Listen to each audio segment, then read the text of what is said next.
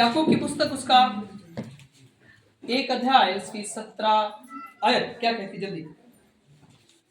क्योंकि हर एक अच्छा वरदान, सुनिएगा, क्योंकि हर एक अच्छा वरदान, हर एक उत्तम दान ऊपर ही से और ज्योतियों के पिता की ओर से मिलता है, जिसमें ना तो कोई परिवर्तन हो सकता है जी, ना अदल बदल के कारण उस पर छाया पड़ती है। जी हाँ, सोचिएगा, हर एक उत्तम दान कहाँ से होता है? हर एक टैलेंट, ज्ञान, ढोलक बजाना, पढ़ाई करना, पढ़ाना, गाड़ी चलाना या कुछ भी जो भी आपके पास कला है, ये सब किसकी देन है? किसकी देन है? परमेश्वर की देन है। अब पता है कई लोग हमारे बीच में तो जीवन गुजरने के साथ साथ जब वो बुजुर्ग अवस्था में आए, वो आज मोटरसाइकिल चला लेते, मुझे बड़ा खुशी मिलता है। अंकल जी हमारे बीच में बैठे हैं, जब इन्होंने गाड़ी ली थी कभी चलाना नहीं आता था, कभी नहीं देखा, मुट्ठा पकड़ कर नहीं देखा, है ना भैया, किसी से लोग बैठे कभी गाड़ी को छुआ तक नहीं, पर आज गाड़ी का चलाना आ गया है। हालेलुया। ये कौन कर रहा है? परमेश्वर आपको समय दर समय टैलेंटेड बना ही देता है। बुजुर्ग हो, जवान हो, समय का पाबंदी परमेश्वर नहीं है, पर परमेश्वर जो आपसे कराना चाहता है उसको कराई देता है। आपको बुढ़ापे में भी मोटरसाइकिल से घुमाएगा, है ना। राजा राम अंकल हमारे बीच में कलाम खेले से, उनको भी मैं तो उनके लिए कहा कि यस अंकल जी, कुछ वो बेचारे साइकिल से आते, साइकिल से नहीं जाते, पर परमेश्वर ने उनको भी एक अच्छी गाड़ी दी और कभी नहीं चलाए, और आज यीशु मसीह के नाम से चला पा रहा है। हालेलुया। और आंटी को बिठा कर लाते हैं। पहली बार आए हम, आंटी को नहीं लाए, भैया अभी चला नहीं पा रहे हैं, हम आप अवश्य बहुत जल्दी सीखेंगे और आंटी को बिठा के लाएंगे, फिर लाने लगे। क्या परमेश्वर आपसे इन कामों को करा रहा, आपको आशीष नहीं देगा? आपको बढ़ाएगा नहीं, आपकी बीमारी नहीं ठीक करेगा, आपकी दिक्कतों को नहीं हटाएगा, अर्थात हटाएगा जब आप प्रार्थना फुल जीवन को जिए। हालेलुया। वास्तव में हर एक दान ऊपर से ही आता है और उसमें फेर बदल नहीं होता। क्या नहीं होता? अदला बदली नहीं होता है। जो परमेश्वर चाहा है आपके लिए वही होगा, उसमें अदला बदली नहीं हो सकता।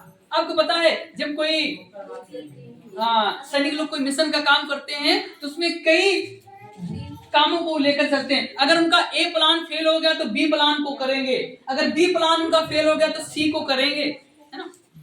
और सबसे बड़ी बात तो आप हैं, जिन प्लानों को रचने वाला है वो आपके साथ में है, तो आपका कोई प्लान फेल नहीं हो सकता। हालेलुया। जिसकी रणनीति खुद परमेश्वर बनाता हो, जिसके विषय में खुद जानकारी परमेश्वर देता हो, वो योजना कैसे असफल? सही कह रहा हूं? बोले हालेलुया। जो कुछ आपके पास में दिया गया है उसको आप धन्यवाद करके ग्रहण करें और हर सुबह अपने लोगों को देखें और कहें प्रभु तेरा धन्यवाद, हम तो इस काबिल थे ही नहीं, हम तो इस काबिल नहीं थे, इस काबिलियत में नहीं थे, पर परमेश्वर ने आपको बहुत आयर कर दिया है। मैं कहना चाहता हूँ फिर से, इतनी देर में आपने क्या सीखा? सबसे बड़ी बात है आपको शर्तों के साथ नहीं आना है। क्या नहीं करना है? शर्तों के साथ, परमेश्वर के साथ नहीं आना है। और हमारा परमेश्वर बिना शर्तों का परमेश्वर है। हमारा परमेश्वर बिना शर्तों का परमेश्वर है। सुनिएगा, इसका सार क्या है? परमेश्वर आपको बिना शर्तों के साथ भी आशीष, परमेश्वर आपको बिना शर्तों के भी आशीष देता है। दूसरी बात है, आपका कठोरपन या कठिन काम करना या परिश्रम करना आपको अच्छे परिणाम को लाती है। क्या करना? आप मेहनत करेंगे, विश्वास करेंगे, प्रार्थना करेंगे तो आपको परमेश्वर अच्छे नंबर दिलाएगा। परमेश्वर अच्छे नंबर देगा। कैसे? मेहनत, हार्ड वर्क, कठिन परिश्रम करने वाला कभी भी हार नहीं मानता और एक दिन सफल हो ही जाता है। दूसरी बात, याकूब और लाबान के बीच में जो संधि हुई थी, जो वायदा हुआ था, उन्होंने एक दूसरे के साथ में वायदा किया था, उस वायदे के साथ अपने काम को वो लोग कर रहे थे। इसमें मुख्य बात यह है कि यीशु मसीह हमारा टर्म और कंडीशन का नहीं बल्कि बिना टर्म कंडीशन के है। हालेलुया। हमारा प्रभु यीशु मसीह बिना शर्तों का परमेश्वर है। उसके पास आप आएंगे, आप धन्यवाद देंगे तब भी आप आशीष पाएंगे और नहीं भी देंगे तब भी आप आशीष पाएंगे। हालेलुया। लागूकरण क्या है? एप्लीकेशन, इसको अपने जीवन में कैसे देखते हो? सुनिएगा, आपको सदैव चाहिए आप अच्छा काम करें और उस काम में सहमति, एग्रीमेंट या शर्तें ना हो। आप अपने लोगों के साथ काम करें, आप परमेश्वर के साथ काम करें, अपने रिश्तेदारों के साथ काम करें, पर बिना शर्तों का काम करें। ये सब मेहनत करेंगे, हम वादा तो नहीं करते पर इसको पूरा करके दिखाएंगे, है ना। कई लोग कहते हैं ना, हम आपके लिए जहाँ आपका पसीना बहेगा वहां खून बहाएंगे, ये झूठी कहावत है, कहीं सटीक नहीं है, है ना।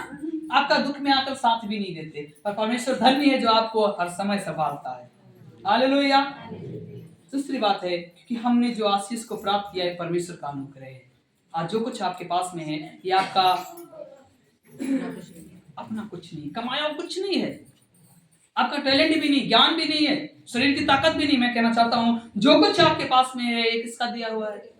ये परमेश्वर का अनुग्रह जो प्रभु ने आपको दिया है।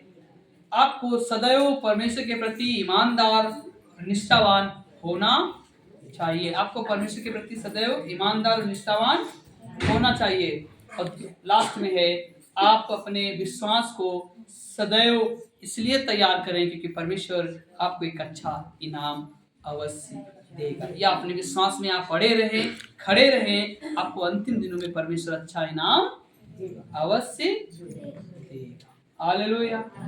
सो इन बातों पे परमेश्वर आपको आशीष दे।